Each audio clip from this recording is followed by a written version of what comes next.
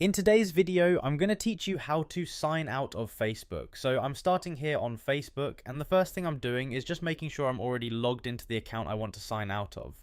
Once you're on the main Facebook screen and everything looks normal, you're ready to go, because this only takes a moment. From here, I'm moving up to the top right corner of the page, and you'll see your profile picture there. That's the one I'm clicking on now. As soon as I click it, a menu opens up with a bunch of account options. At this point, you don't really need to change anything else on the page. You're just looking through that menu for the sign out option.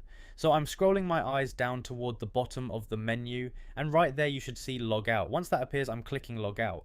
And that's really it. As soon as I select it, Facebook signs me out of the account. At this point, you're no longer logged into Facebook. So if someone else uses the same computer, they won't be inside your account anymore, and if you want to get back in later, you'll just sign in again from the login screen. But for signing out, that's the whole process. You open Facebook while logged in, click your profile picture in the top right corner, choose log out from the bottom of the menu, and once that's done, you're successfully logged out of Facebook.